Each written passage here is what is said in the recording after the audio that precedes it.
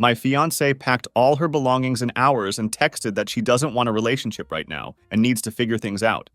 But after I lost all my wealth when my company went under, I didn't give up and restored my financial status. Then she came back begging for a forgiveness. Hey Reddit, my name is Marcus, and I'm 29 years old. Until recently, I had what most people would call a solid life, the kind that looks perfect from the outside. I was the director of operations at a big consulting firm, complete with a fancy title that opened doors and impressed people at parties.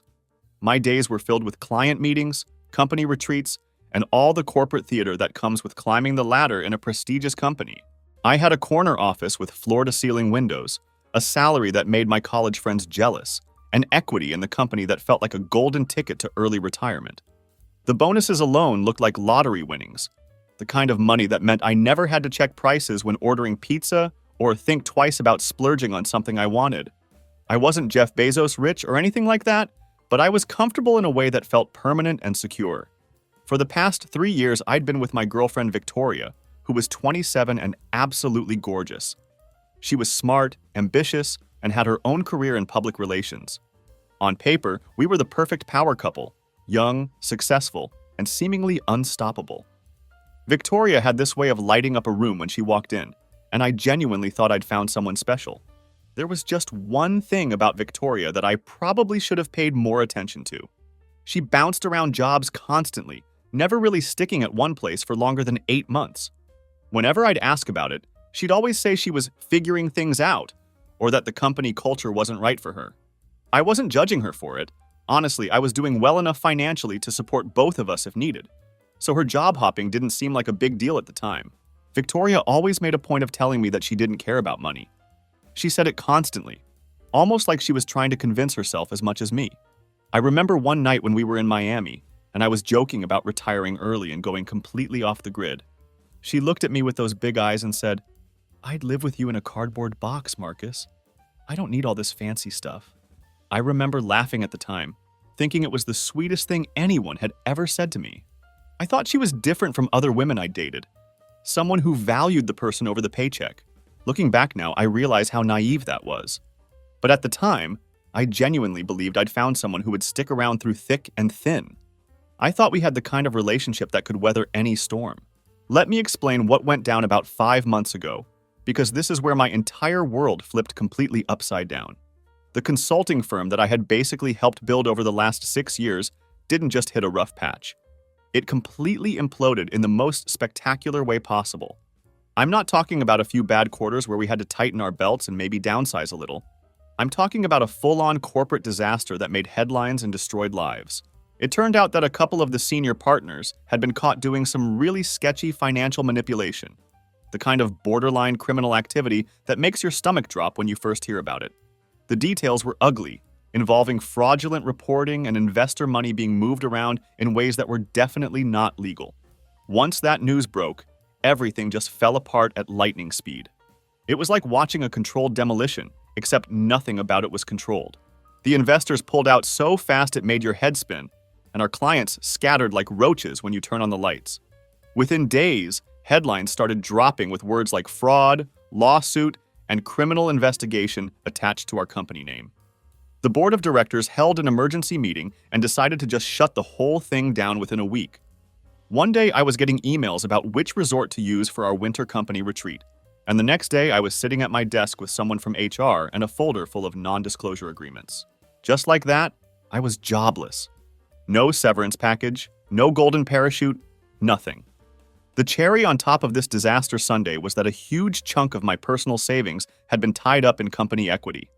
I'd been so confident in our firm's future that I'd invested heavily in the company stock options.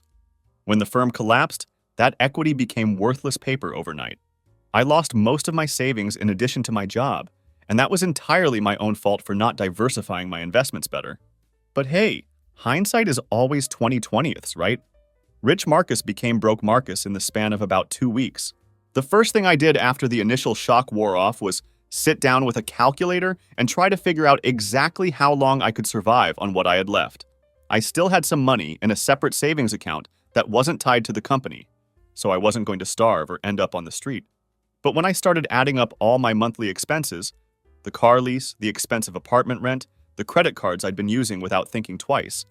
It became clear that I was bleeding money every single week. At my current burn rate, I had maybe 3 or 4 months before things got really desperate.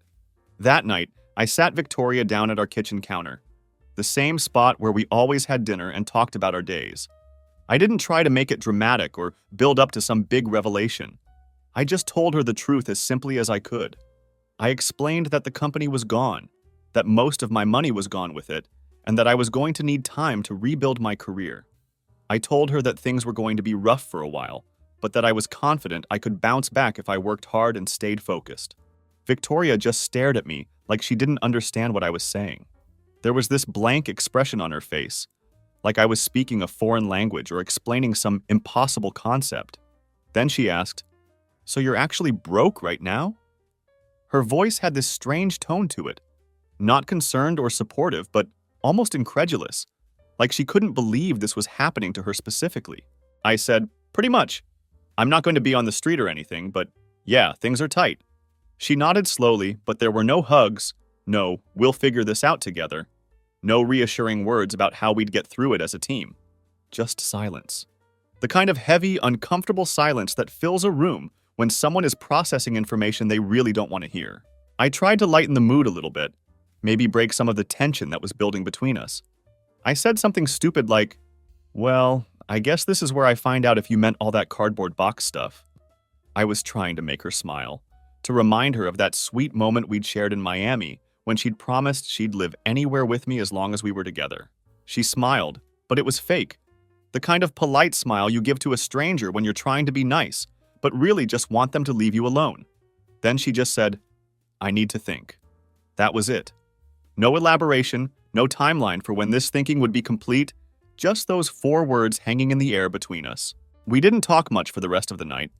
She spent most of the evening scrolling through her phone, occasionally looking up at me with an expression I couldn't quite read. When bedtime came around, she said she was tired and went to bed early. I stayed up for a while, staring at the ceiling and trying to convince myself that she just needed time to process everything. I told myself that by morning, she'd have worked through her initial shock and we could start making plans together. The next morning, I woke up and immediately knew something was wrong. The apartment felt different somehow. Too quiet, too empty. I stumbled out of the bedroom, still half asleep, and saw her bags packed by the door. Not just a small overnight bag or a purse, but 3 full suitcases and a duffel bag, sitting there like she was heading to the airport for a month-long vacation. She was standing in the kitchen with a to-go coffee cup in her hand, her purse already slung over her shoulder. She looked like she was dressed for work or maybe a job interview. Put together, professional, ready to face the world. Everything about her body language screamed that she was already mentally out the door. "Victoria," I asked, still trying to shake off the confusion of just waking up. "What's going on?" I gestured toward the bags, hoping there was some reasonable explanation for what I was seeing. She didn't even look guilty. There was no shame in her expression, no indication that she felt bad about what she was doing. "I'm sorry, Marcus," she said, in a tone that sounded more like she was declining a dinner invitation than ending a 3-year relationship. "This is a lot. I can't be here right now." "I need space to think," she continued. "This isn't what I signed up for." That phrase hit me like a punch to the gut. This isn't what I signed up for. Like our relationship had been some kind of business contract with specific terms and conditions, and I'd somehow violated the agreement by losing my job through no fault of my own. That was it. "No, we'll talk later. No, I'll come back when I've figured things out. No timeline or plan for working through this together. Just, I can't be with you right now," and the sound of her heels clicking across the hardwood floor toward the door. I didn't yell, and I didn't beg.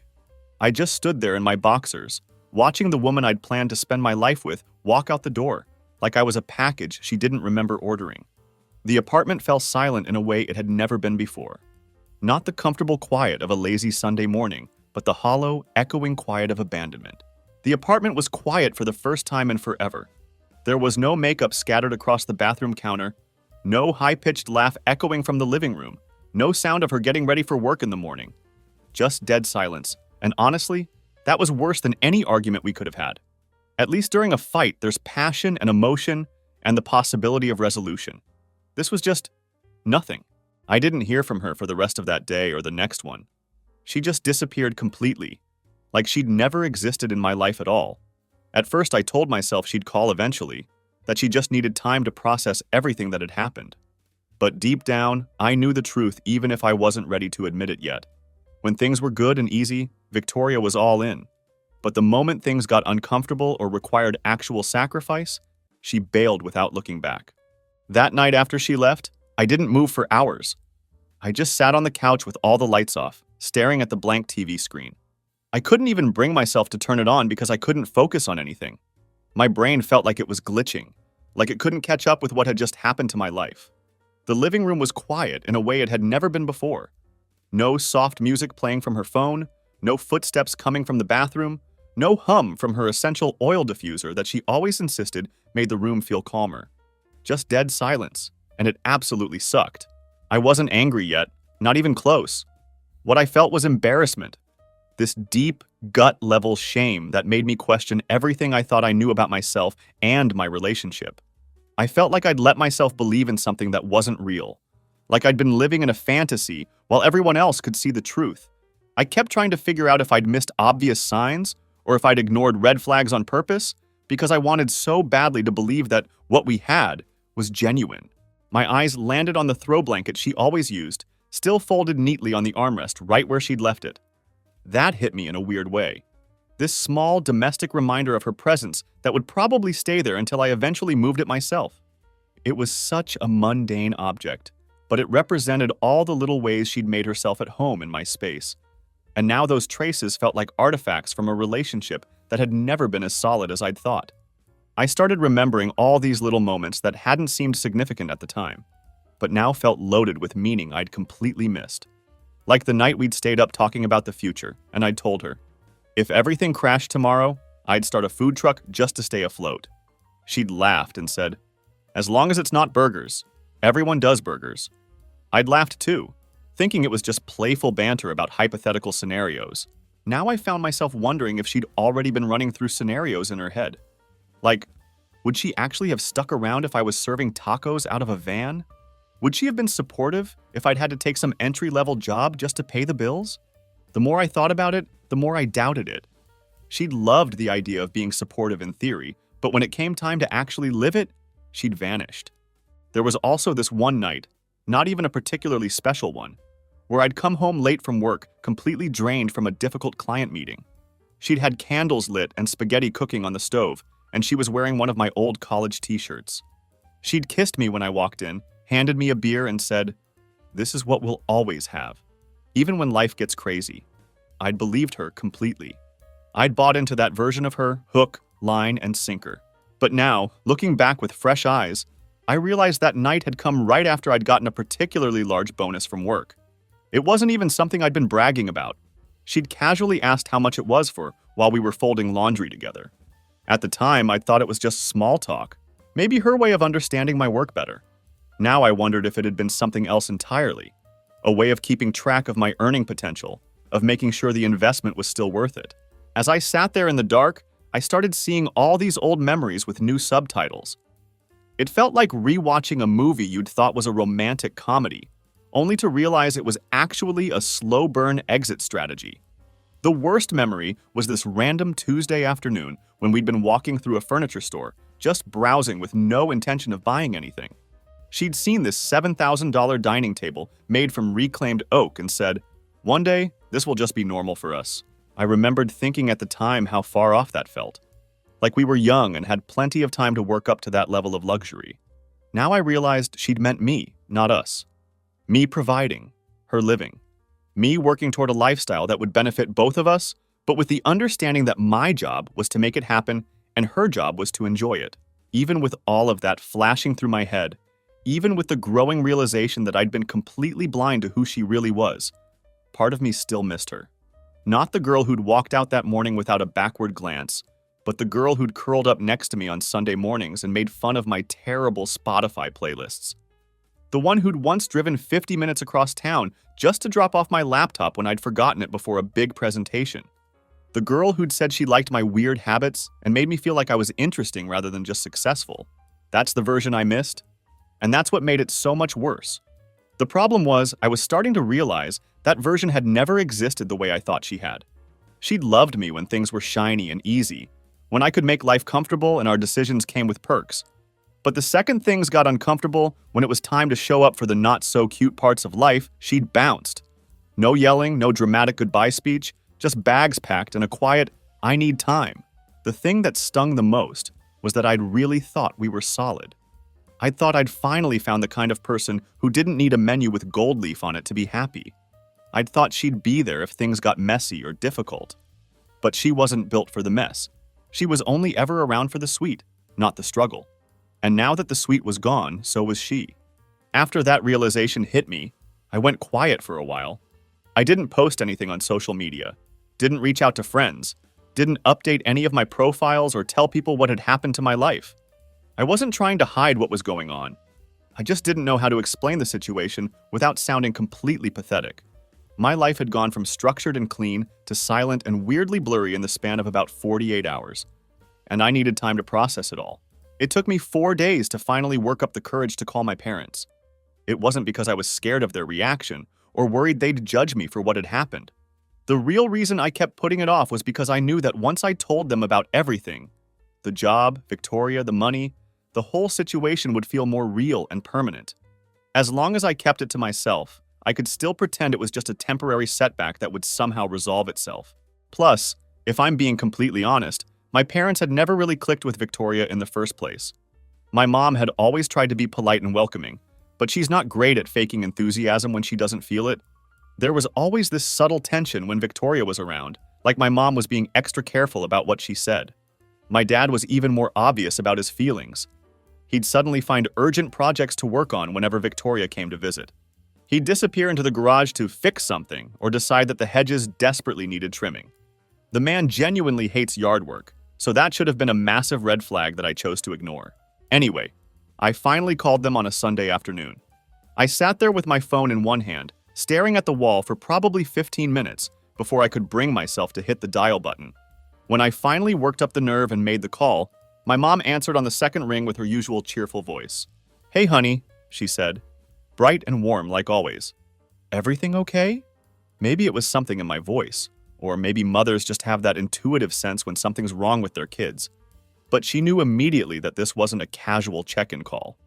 I didn't try to sugarcoat it or ease into the conversation gradually. I just said, "The firm's gone. Victoria's gone." Simple, direct, and completely devastating when you say it out loud like that. There was this long pause on the line, and I could hear her breath catch for just a second before she said anything. "Oh, Marcus," she said quietly, and I could hear her voice crack a little bit. "Oh, honey, I'm so sorry." She wasn't just saying that to be polite or because it's what you're supposed to say when someone tells you bad news. I could feel it through the phone. She was genuinely hurt for me. Not in a dramatic, "Oh no, our lifestyle is ruined" way, but just a mom hearing her kid's voice sound a few octaves lower than normal and knowing he was holding it together by threads. Then she cleared her throat and added, much softer this time, "Well, at least one of those losses is permanent." It was her way of trying to lighten the mood a little bit, trying to give me something to laugh at instead of dwelling on the pain. But I could still hear the sadness underneath her usual sarcasm. She wasn't even pretending to be angry about Victoria yet. She was just sad that I was going through all of this alone. My dad was on speakerphone too, and he chimed in with his typically blunt assessment. "Son, I'm sorry about the job, but I've been waiting for the day you saw through that woman."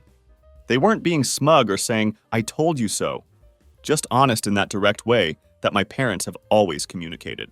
It's not always comfortable, but you always know exactly where you stand with them.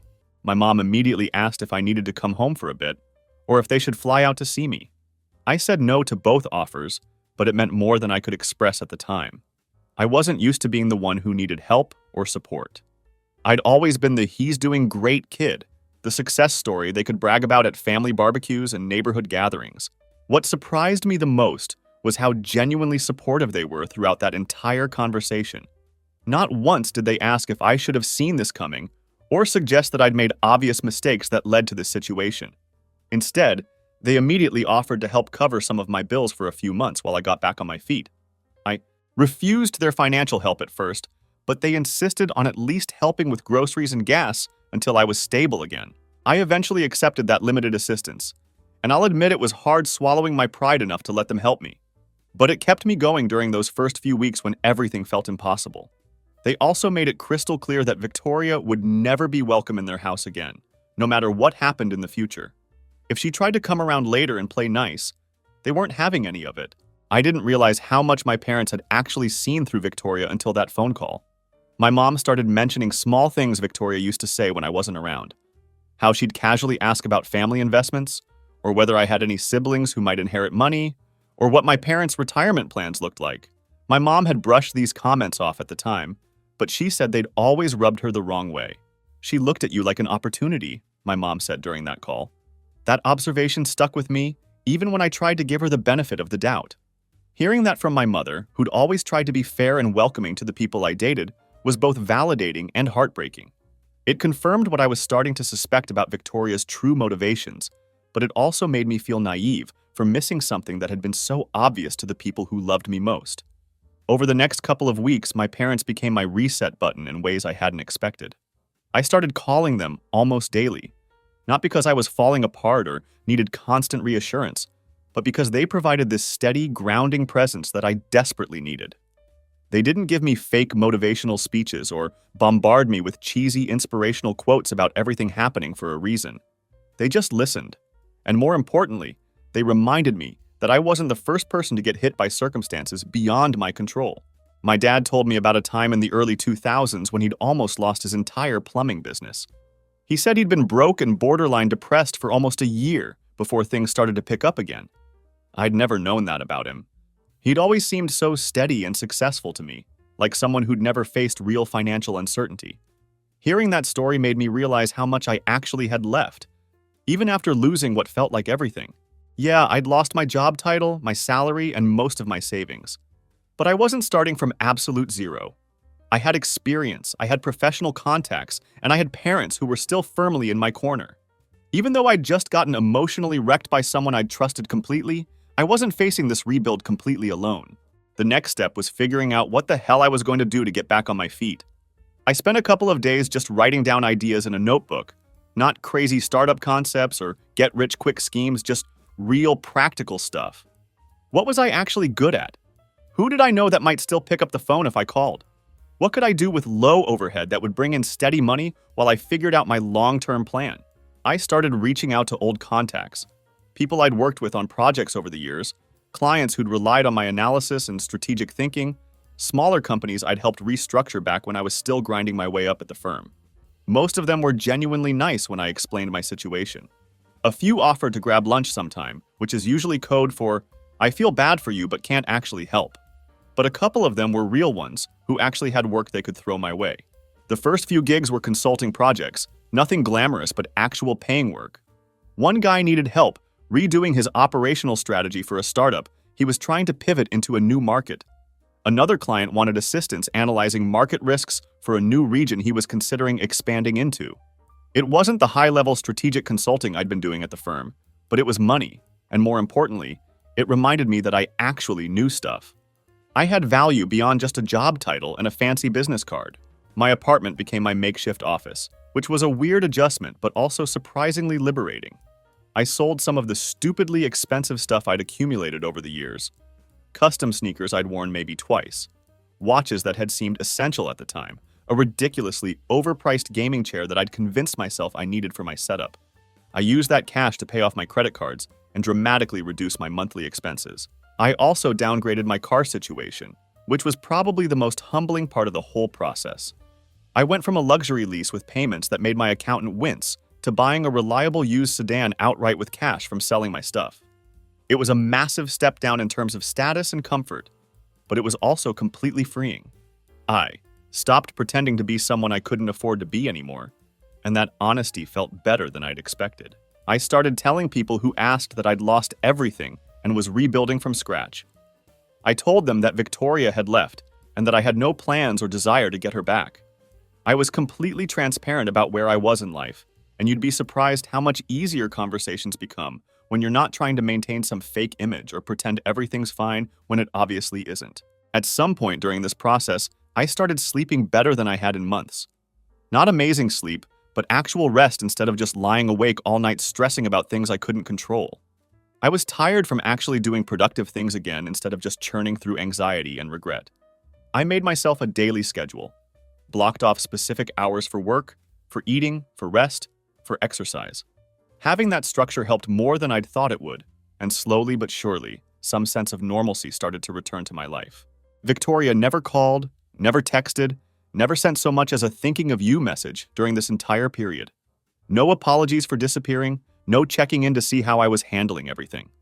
Just complete radio silence, which honestly made things easier for me. I didn't have to second-guess anything or wonder if there was still hope for reconciliation. She'd made her choice crystal clear, and I was finally starting to make mine. One of the most important choices I made during this time was to never let someone like Victoria get that close to me again. I wasn't planning to turn into some bitter, guarded shell of a person who didn't trust anyone, but I was completely done with performative love. The kind that only shows up when everything's shiny and easy and disappears the moment real life gets uncomfortable. My parents kept checking in regularly throughout this whole process, and even though they never said it directly, I could tell they were proud of how I was handling everything.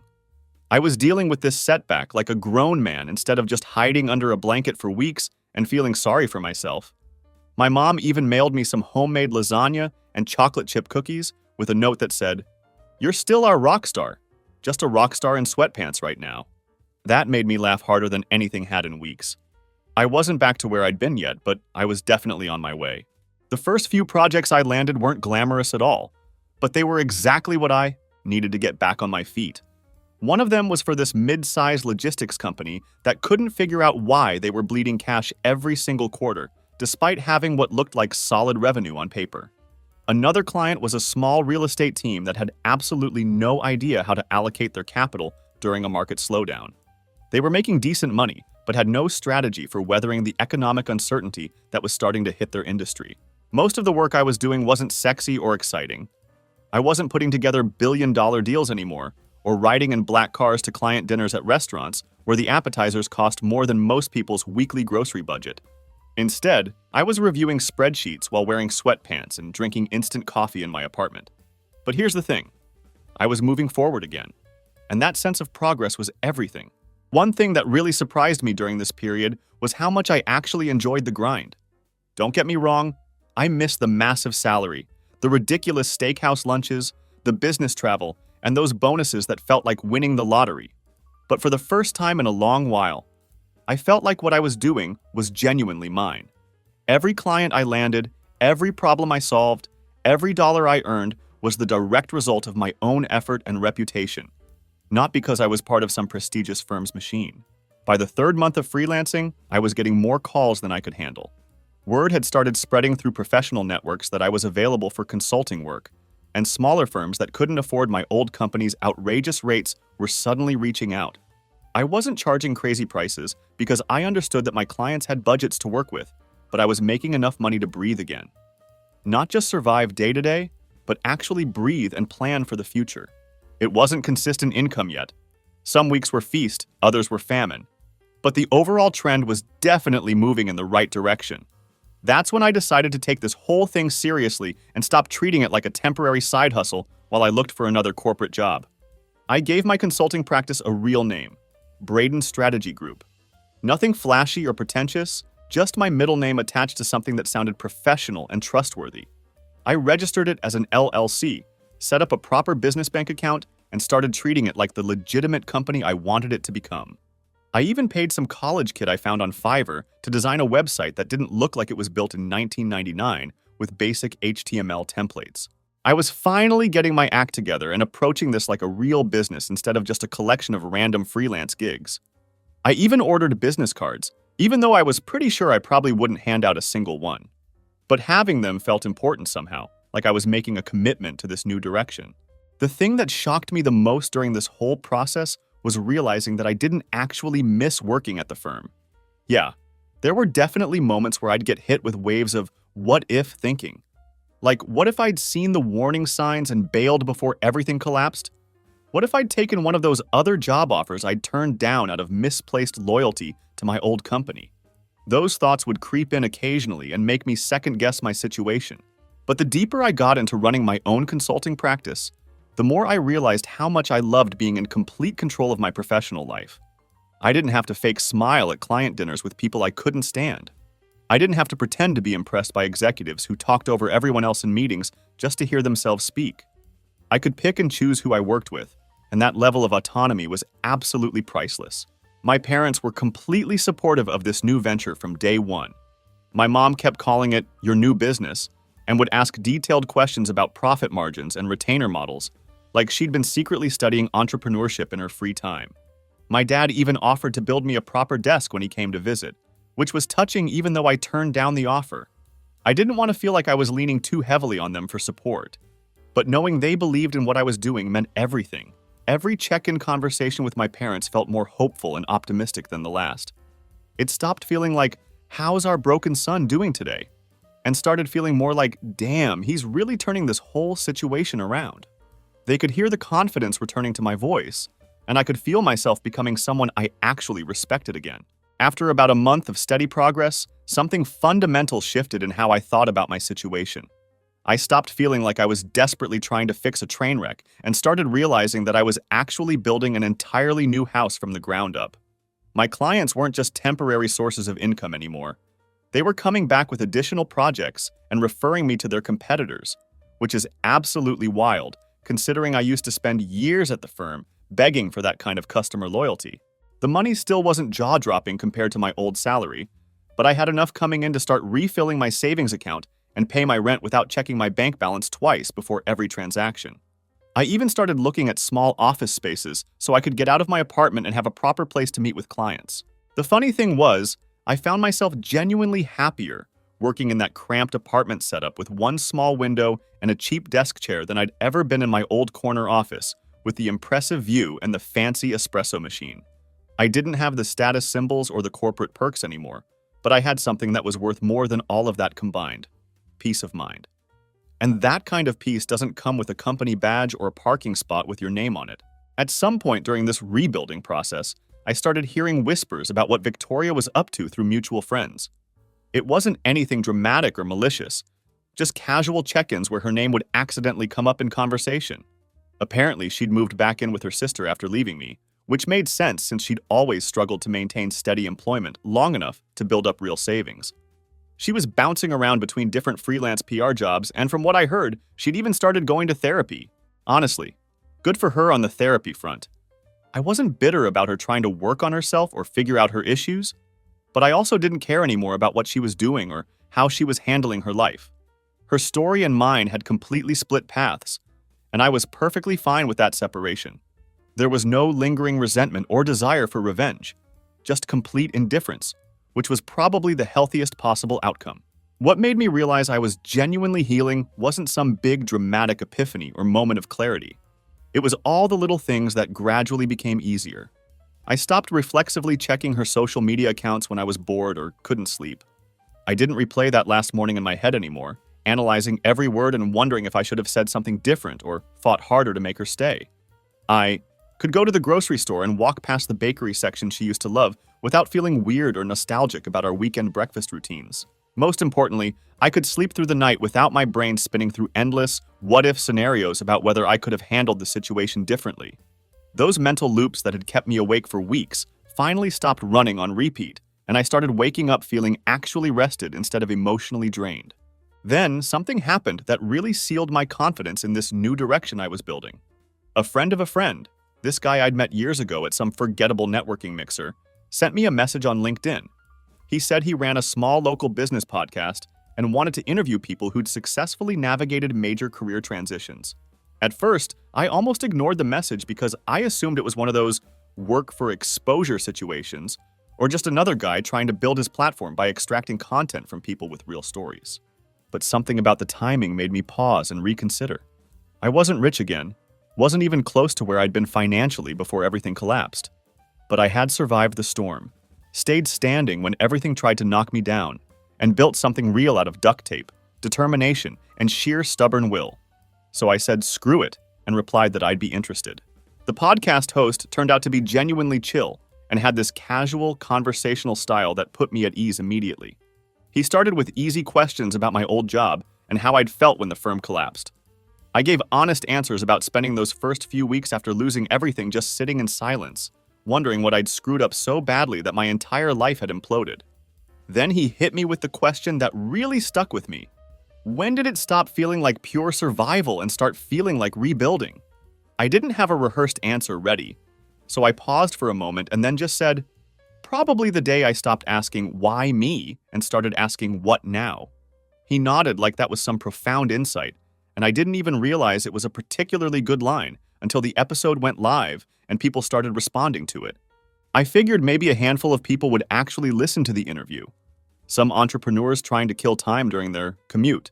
Maybe someone cleaning their garage with it playing in the background. I wasn't expecting it to lead to anything significant. Just a chance to tell my story and maybe help someone else who was going through something similar. But then my inbox started absolutely lighting up with new inquiries. First, it was an email from a guy at a boutique finance firm who said, "Heard you on the podcast, need help with our budget model? Can you consult on this project?" Then, a marketing VP from a startup reached out saying her company needed a fractional strategist, and she loved how I spoke like a real human being instead of regurgitating LinkedIn motivational memes. By the end of that week, I had 6 legitimate business inquiries in my inbox, 3 of which turned into actual paying clients. One guy even told me, "The part where you mentioned your girlfriend leaving the next morning really hit home. My girl bounced when I lost my barbershop lease last year. I thought I was the only one who'd gone through something like that." That comment made me realize that my story wasn't just about business resilience. It was about the universal experience of finding out who really has your back when life gets difficult. That interview was the turning point where I stopped being the guy who was desperately trying to pick up the pieces of his old life. I became the guy that people called when their own walls started cracking, and they needed someone who understood what it felt like to rebuild from scratch. It wasn't just about hustling for freelance work anymore. I was building a legitimate reputation based on authenticity and real experience, not corporate titles or LinkedIn profile photos with expensive watches. The podcast didn't just bring in new clients. It brought back my confidence in a way that felt sustainable and genuine. And then, right as I was finalizing a contract that would triple my monthly income and really establish my consulting practice as a serious business, I heard a knock at my door. That soft, hesitant knock that I hadn't heard in almost 6 months, but recognized immediately. It was the kind of knock that wasn't frantic or urgent, but the timing felt weird and unexpected. I wasn't expecting any deliveries, wasn't expecting any visitors, and I lived in a secure building with a buzzer system. But sometimes the front desk guy would let people through if they asked nicely or pretended they were expected guests. I figured it might be a neighbor needing something, or maybe someone selling subscriptions or asking for donations. I opened the door halfway, still wearing my work clothes from a client meeting earlier that day. It was Victoria. She looked different than I expected, but not in the way I'd imagined she might after 6 months of absence. She wasn't a total mess. No dark circles under her eyes or obvious signs of struggling. But she wasn't glamorous either. She'd toned everything down significantly from her usual polished appearance. She was wearing less makeup than usual, had her hair pulled back in a simple ponytail, and was dressed casually in a hoodie and jeans. She was holding a small umbrella and dripping slightly on my doormat from what must have been light rain outside. In her other hand, she clutched a paper bag like it contained the solution to world peace. "Hey," she said, her eyes searching mine like we were in the middle of some romantic movie reunion scene. I didn't say anything in response, just opened the door halfway and crossed my arms, waiting to see what this unexpected visit was really about. "I brought those cookies you liked," she added quickly, holding out the paper bag toward me like it was some kind of peace offering that would magically erase 6 months of complete silence. I didn't take the bag or move to let her inside. Instead, I just looked at her with what I'm sure was a completely flat expression. "You showed up 6 months later with baked goods?" I asked, keeping my voice level and emotionless. I wasn't angry or upset, just tired of whatever game this was supposed to be. I've been thinking about everything," she said, stepping slightly into the hallway light so I could see her face more clearly. "What happened? What I did? I know I disappeared and I regret it every day. I thought I was doing what I needed to do for myself, but I realize now that I just ran away." She looked at me like that explanation was going to somehow fix the months of complete radio silence and abandonment. I still didn't move from my position in the doorway or show any sign that I was softening toward her. "So why now?" I asked, genuinely curious about her timing. "Why show up today instead of 3 months ago, or next month, or never?" "I saw the interview, the podcast," she said, shifting her weight nervously from one foot to the other. and I saw the new company website. You're doing amazing, Marcus. I'm really proud of you. And there it was, the real reason for her sudden reappearance. She wasn't here because she'd missed me during the quiet, difficult months when I was selling my stuff and asking my parents for help with groceries. She wasn't here because she'd realized she'd made a mistake and wanted to support me through the rebuilding process. She was here because the rebuild had worked. She'd seen the results, noticed that I'd bounced back successfully, seen the praise from the podcast and the professional website that indicated I was thriving again. You didn't check in when I was fighting off debt collectors, I replied, my voice still calm, but with an edge that made it clear I saw right through her timing. You didn't text when I had to sell my car or when I had to ask my parents for grocery money. But you're here now that things are looking good again. Her eyes started to well up with tears, but I didn't flinch or feel any urge to comfort her. I was scared, she said, like that explained everything. I panicked. I didn't know how to handle any of it. You didn't even try, I said simply. That's the difference between us. I was in the middle of the worst crisis of my life, falling apart, trying to figure out how to keep my head above water and maintain some dignity. And you packed your bags before I'd even finished explaining the situation. She looked down at her hands, probably trying to come up with something to say that would make this conversation go in her favor. I was selfish, she admitted quietly. I thought about what I wanted, and not about what we had together. But I never stopped thinking about you, Marcus. I never stopped caring. Victoria, I cut her off before she could continue with whatever speech she'd rehearsed. We don't have a we anymore. That ended the morning you walked out. The silence stretched between us, and I could feel the hallway growing colder. Maybe from the door still being cracked open behind her, or maybe just from the emotional temperature of this conversation. She didn't say anything for a full minute, like she was trying to come up with a backup plan or find some angle she hadn't already considered. Finally, she said, I'd like a second chance, to do it right this time. No, I said without hesitation. She blinked in surprise, like she genuinely hadn't expected that response. No? No, I repeated, nodding to make it clear I meant it. I've moved on from that version of my life, from us, from who I was when I let you get that close to me. I made one mistake, she started to protest. You made a choice, I corrected her firmly. Not a mistake. You saw me fall and chose to leave. That wasn't an accident or a moment of poor judgment. That was an answer to the question of who you really are when things get difficult. She looked like I'd knocked the wind out of her, and for a moment, I remembered how empty my apartment had felt the day after she left. I remembered the text messages I'd stared at typing, but never sent. The meals I'd skipped, because stress had made my stomach churn. The nights I'd sat alone on the couch wondering how the woman I'd trusted most could vanish without even blinking. I stepped back and put my hand on the door, signaling that this conversation was over. I'm not angry, I said, keeping my voice low and steady. But I'm not yours anymore, and I don't want you thinking that showing up here means anything has changed between us. Can we at least talk again sometime? She asked, desperation creeping into her voice. No, I said firmly. I wish you well, but not here and not with me. Then I closed the door. I stood there for a moment after closing the door, not feeling dramatic or overwhelmed, just still. It was like I just passed a test I didn't even know was coming. The bag of cookies was still sitting in the hallway an hour later when I took my trash out to the dumpster. I didn't bring them inside. They could stay right where she'd left them. That night, I didn't feel sad or conflicted about what had happened. I felt steady, like I'd just proven to myself that I really had moved on from that chapter of my life. People think closure is supposed to be this warm, cathartic moment where everyone hugs and cries and maybe you walk away with a bit of sadness, but also a sense of healing and forgiveness. That's not what this was at all. Sometimes, closure is just standing at your own front door, saying almost nothing, and realizing you're not angry anymore because you're completely done with that person and that situation. A couple of weeks after Victoria's failed attempt at reconciliation, my mom called with a proposal that initially made me want to decline. She said my parents were planning a dinner for me. Nothing huge or over the top, just family and a few people who had actually shown up for me when things got rough. At first, I tried to brush off the idea because I wasn't in the mood for speeches or awkward congratulations or people shaking my hand and telling me how proud they were. But my mom was persistent, and honestly, she had a valid point. I'd been so deep in the process of rebuilding my life that I hadn't taken any time to just stop and breathe and look around at what I'd actually accomplished. The people who had supported me through the worst months deserved a chance to celebrate the fact that their faith in me had been justified. So I agreed to let them throw this small gathering. They booked a cozy little event room at a local restaurant that we'd been going to since I was a kid.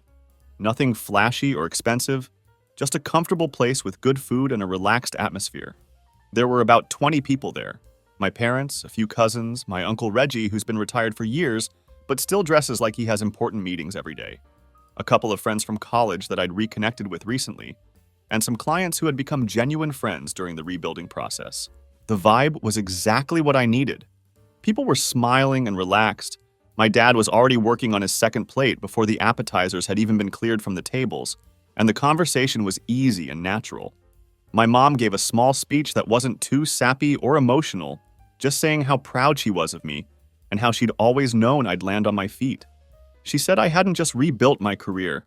I'd grown past what I was before the collapse, and that observation hit me harder than I'd expected it to.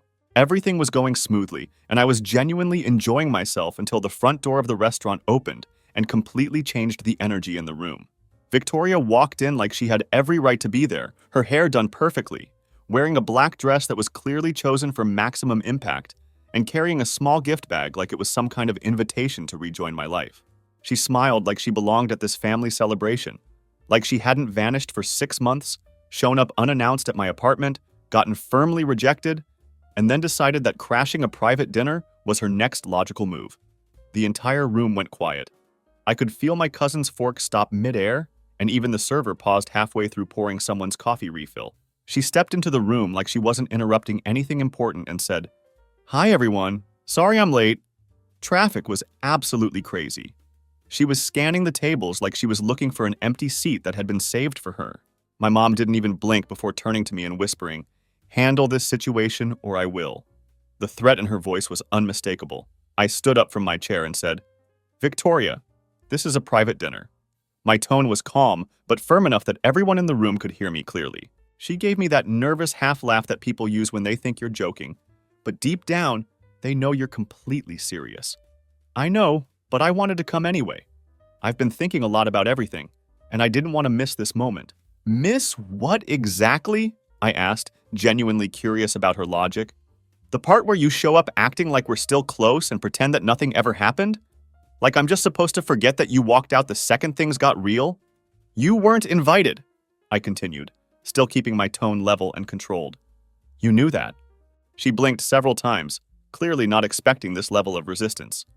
I brought something for you, she said, holding out the gift bag like that would somehow change the entire dynamic of the situation. I don't want anything from you, I replied without hesitation. I didn't raise my voice or cause a scene, but everyone in that room heard exactly what I said and understood that I meant every word. She looked around the room, maybe hoping that someone would back her up, or that one of my aunts or cousins would smile and tell her it was okay for her to stay. No one moved to help her. Not a single person offered her a seat or tried to smooth over the awkwardness. My dad cleared his throat and leaned back in his chair, giving her a look that basically communicated, "Why are you still standing here?" Victoria's face went stiff, and that fake smile finally dropped completely. She stood there in silence for a few seconds like her brain was trying to process this unexpected rejection. Then, she tried one more time. "I just thought maybe we could talk.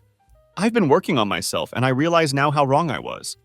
I just wanted to crash a dinner I'm having with people who actually stayed in my life when things got ugly," I interrupted. "This isn't your moment, Victoria.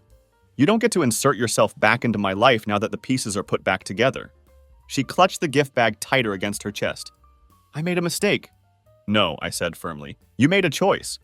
I didn't ask her to leave because I didn't have to. The silence in the room said everything that needed to be said.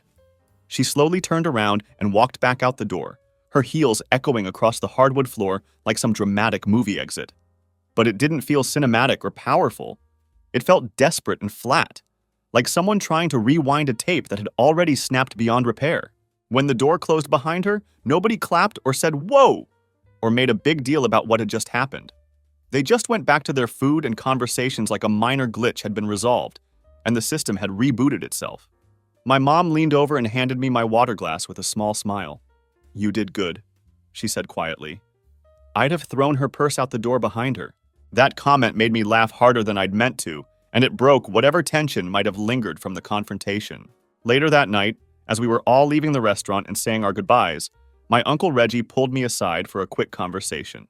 He's not a man of many words. Ex-military background, stone-faced most of the time, classic old-school type who believes actions speak louder than words. He just looked at me directly and said, "Some people only show up when the lights come back on. Good job not letting them back in again." I nodded and didn't say much in response, but I felt those words settle into my chest in a way that felt final and true. It was the perfect summary of everything I'd learned about Victoria and about myself over the past several months. Victoria didn't text after that dinner incident, didn't send any emails, and there were no more surprise visits or attempts to insert herself back into my life. Maybe she finally got the message that I wasn't interested in reconciliation, or maybe she just moved on to someone else who might be more receptive to her timing. Either way, it didn't really matter to me anymore. What mattered was that I'd had every possible chance to fold under pressure and let her slide back into my life. I could have let guilt or nostalgia or our shared history convince me to lower my standards and give her another opportunity to prove herself. But I didn't compromise or second-guess my decision. That dinner wasn't about getting revenge on Victoria or rubbing my success in her face. It was about being surrounded by people who had never needed me to be anything more than just Marcus. Not the impressive job title, not the big paycheck, not the corporate perks, just me as a person. And that kind of authentic support is the type of wealth that nobody can walk away from or take away from you. A few months after that family dinner, things really started clicking into place for my consulting business. My client base was steady and growing. Existing clients were consistently happy with my work, and I had enough money saved up to move into a proper office space. It wasn't anything fancy or impressive, but it had windows that actually opened and a coffee machine that didn't sound like it was dying every time I used it. I even started hiring a part-time assistant to handle scheduling and basic administrative tasks that were eating up too much of my time. It was the first time in my life that I was actually paying someone else's salary, and that milestone felt surreal in the best possible way. I was building something that was bigger than just me freelancing from my apartment. One afternoon, while I was reviewing proposals for a potential new client, I got an unexpected call from my old firm. Or rather, what was left of it after all the legal complications. Turns out they were trying to settle some final paperwork related to the collapse and needed my signature on documents related to the equity I'd lost when everything fell apart. I wasn't getting any money back from this process. It was just bureaucratic paperwork to officially close the books and wrap up loose ends. The woman on the phone apologized for how everything had gone down and said she hoped I was doing okay these days. I told her honestly that I was doing better than okay. I was doing exactly what I was supposed to be doing with my life. She seemed genuinely surprised by that response, like she'd expected me to still be bitter or resentful about how the firm's collapse had affected my life. The truth was that I wasn't bitter at all, not even a little bit. That whole catastrophic mess had led me to something better and more fulfilling than what I'd had before. I was doing work that was actually mine, building something from scratch that reflected my values and priorities. Around this same time, I started getting invited to speak at more events. Small business groups, entrepreneurship meetups, professional development workshops. Nothing huge or prestigious, but people wanted to hear about bouncing back from corporate disasters and building something sustainable from scratch when you think you have nothing left to work with. Every time I told my story to a new audience, it got a little easier to talk about. Not because the emotional pain had completely disappeared, but because I could see how all the pieces fit together in a way that made sense. I could see how losing everything had actually been the beginning of finding myself and discovering what I was really capable of when I had to rely on my own skills and determination. My relationship with my parents got even stronger throughout this entire rebuilding process. They weren't just proud of me for surviving a difficult situation. They were proud of who I'd become in the process. I'd become more honest about my limitations, more selective about who I allowed to get close to me, less impressed by superficial status symbols, and more focused on what actually mattered in the long run. My dad still jokes that Victoria did me the biggest favor of my life by leaving when she did. My mom says I should send her a thank you card for showing me her true character before I made any bigger commitments. They're not wrong about that assessment. Sometimes I do think about what would have happened if Victoria had made a different choice and stuck it out through those difficult months. Would we have made it as a couple? Would I have been able to build something even better with her support and encouragement? But those hypothetical thoughts don't last very long because I know the real answer to those questions. Someone who leaves when things get tough isn't the person you want beside you when things get even tougher, and life always throws curveballs that test your resilience and character. What I have now, this business, this sense of peace, this clarity about what I actually want from life and relationships. I never would have found any of it if Victoria hadn't shown me exactly who she was when it mattered most. The best part about where I ended up isn't the money, though I'm making more now than I ever did working at the firm. It's not the freedom and flexibility, though being my own boss is pretty incredible. The best part is the knowledge that I can handle whatever comes next in my life. I know that I don't need anyone else to validate my worth or stick around to make me feel complete and successful. I've got people in my life who love me for who I am, not for what I can provide or what lifestyle I can maintain. I've got work that actually means something to me and makes a real difference for my clients.